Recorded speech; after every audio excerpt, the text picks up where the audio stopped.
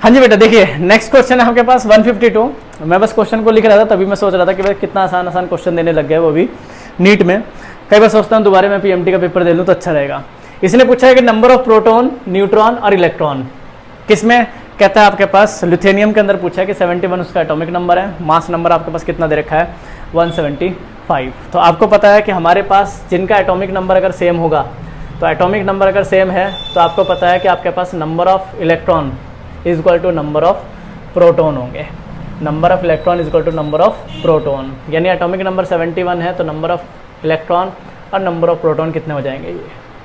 और क्या पूछा, नंबर ऑफ न्यूट्रॉन। तो आपको पता है कि अगर नंबर ऑफ न्यूट्रॉन पूछता है तो जो भी मेरे पास एटॉमिक मास होगा, atomic mass minus number of electron या प्रोटॉन, हम लोग प्रोटॉन की बात करेंगे, ये क्या हो जाएगा आपके पास नंबर ऑफ न्यूट्रॉन हो जाएगा। तो मेरे पास कितना दे रखा है, मास दे रखा है आपके पास 71, तो 104 आपके पास क्या आ गया, इसका क्या आ गया।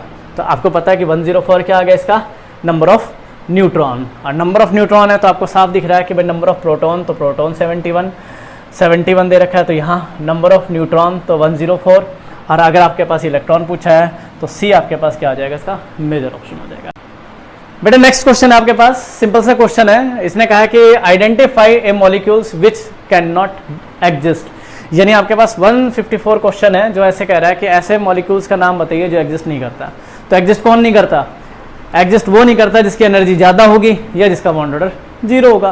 तो इसमें सिंपल सा दिखता है मेरे को एक ही है, मैं कुछ ज़्यादा इसमें खींचूंगा नहीं, कि हीलियम है। हीलियम आपके पास डायटोमिक में एग्जिस्ट नहीं करता, क्यों, क्योंकि इसका बॉन्ड ऑर्डर 0 होगा। थैंक यू बेटा। देखो एक और तुम्हारे खाते के अंदर प्लस पॉइंट जुड़ता है, बिल्कुल आसान सा क्वेश्चन 162।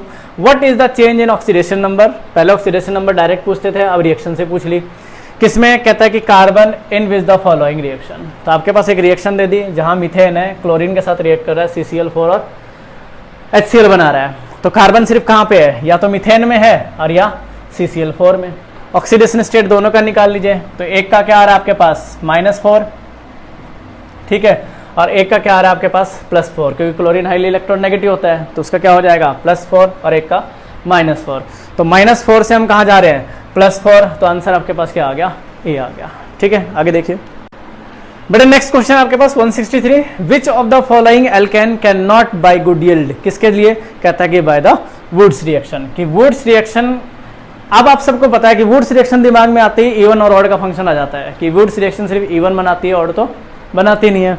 यहां देखो इवन इवन इवन एक odd, answer clear. Answer clear है, आपको पता है कि क्यों, क्योंकि आपको पता है कि मिक्सचर ऑफ एल्केन बना देती है, इसलिए पॉसिबिलिटी है ही नहीं। आगे चलिए नेक्स्ट देखिए। आपके पास जो क्वेश्चन है, नेक्स्ट क्वेश्चन है आपके पास 164, जिसके अंदर बहुत आसान सा क्वेश्चन है, और मेडिकल वालों के लिए तो मेरे ख्याल से इससे आसान कोई क्वेश्चन हो भी नहीं सकता।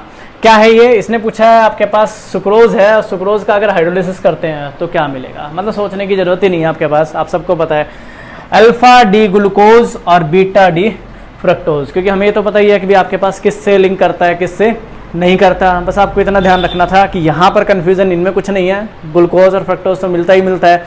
तो ऑब्वियस सी बात है कि ये वाला एग्जाम्पल तो हमारे पास जनरली हो भी नहीं सकते कि भाई फ्रक्टोज मिल जाए और आपके पास ग्लूकोज मिल जाए।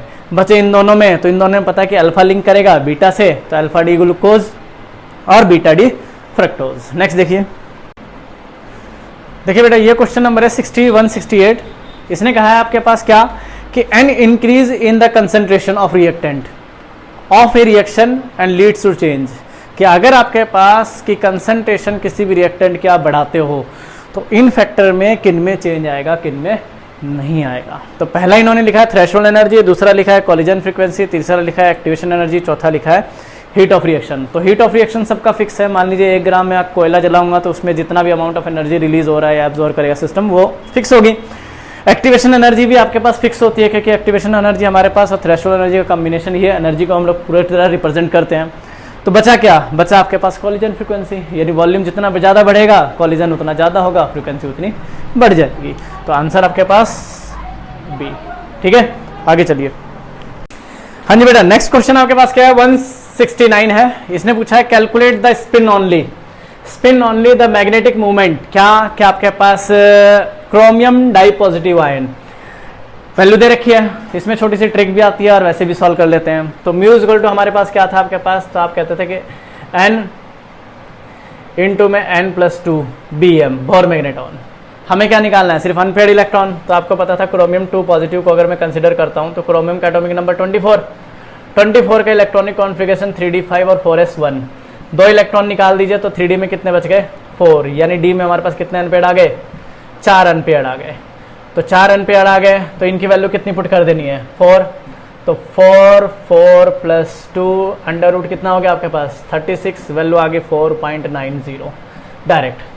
अगर किसी को नहीं पता, किसी को कैलकुलेशन में दिक्कत होती है कि अंडर रूट 36 क्या निकालेंगे, तो याद रखना हमारे पास जो भी ये वैल्यू दी हुई ना, अगर अप्रॉक्स भी आ जाए तो उसमें नंबर ऑफ इलेक्ट्रॉन आपके पास कितने होंगे? उतने ही होते हैं। जैसे मान लीजिए अगर ये वैल्यू आ जाती तो 4 अनपेयर्ड, 3 अनपेयर्ड, 2 अनपेयर्ड, 5 अनपेयर्ड, और कुछ करना ही नहीं था। तो आंसर आपके पास क्या हो गया? 4.90। करिए आगे। नेक्स्ट क्वेश्चन है अपना सॉल्यूशन का, जो +2 का सॉल्यूशन था वहां से क्वेश्चन है रॉबर्ट्स लॉ पे। तो इसने आपसे डिस्कस किया है कि भाई आपके पास एक ऐसा मिक्सचर गिवन है जो पॉजिटिव डेविएशन शो करे। तो हमने जब रॉबर्ट्स लॉ पढ़ा था तो हमने ये पढ़ा था कि भाई आपके पास कौन सा रॉबर्ट्स लॉ होगा। रॉबर्ट्स लॉ आपके पास किस चीज़ को फॉलो करता है, किसको नहीं फॉलो करता। तो आपने बताया था कि भाई आपके पास रॉबर्ट्स लॉ जो है वो PA = P0A × XA, ये हमारे पास रॉबर्ट्स लॉ था। जब हम लोग आइडियल नॉन आइडियल में गए थे तो वहाँ बताया था जो रॉबर्ट्स लॉ को फॉलो करेगा वो क्या होगा? आइडियल, जो नहीं करेगा वो नॉन आइडियल। तो यहाँ से हमारे पास क्या आता है? एक पॉजिटिव डेविएशन की बात आती है, जहाँ हमने बताया था कि आपके पास जो इंट्रैक्शन है उसके ऊपर डिपेंड करता है। मैं सीधा डायरेक्ट क्वेश्चन पे आता हूँ कि इंट्रैक्शन इन्होंने कहा है कि भाई आपके पास एसीटोन क्लोरोफॉर्म है, क्लोरोइथेन आपके पास ब्रोमोइथेन है, इथेनॉल और एसीटोन है, और बेंजीन और टोलिन है। तो मैं अगर इसका डायरेक्ट आंसर लेता हूँ तो डायरेक्ट आंसर होगा इसका इथेनॉल और एसीटोन। ये आपके पास पॉजिटिव डेविएशन शो करेगा एज कंपेयर टू अगर आपके पास अदर की बात करते हैं। ठीक है, थैंक यू। देखिए बेटा, नेक्स्ट क्वेश्चन है आपके पास 175 जैसा क्वेश्चन नीट में कभी भी नहीं आ सकता। इसने क्या पूछा? इसने पूछा विच of the following oxo acid of sulphur has, जिसकी लिंकेज क्या हो? पर ऑक्साइड, यानी पर ऑक्सो लिंकेज हो। आपको कुछ करना ही नहीं था इसमें, क्योंकि इसने क्या कहा?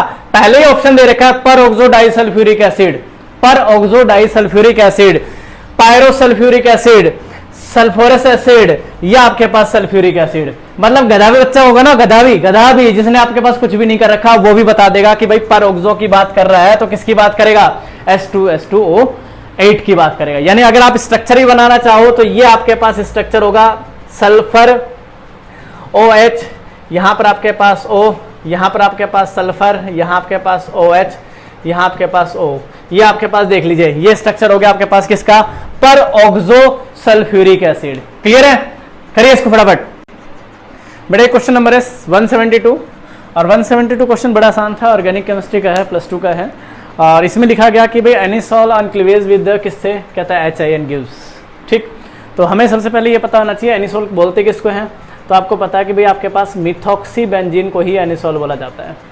और एनिसॉल को अगर मैं HI से करूंगा तो ये याद रखना कि आपको पहले ही बताया हुआ है कि अगर आप मिथाइनॉल को एनिसॉल को अगर HI से करते हो तो बॉन्ड कभी भी यहाँ से ब्रेक नहीं होता। ये क्या बना देगा? ये बना देगा आपके पास फिनॉल, और प्लस में बना लेगा आपके पास मिथाइल आयोडाइड, और कोई प्रोडक्ट यहाँ पे है ही नहीं।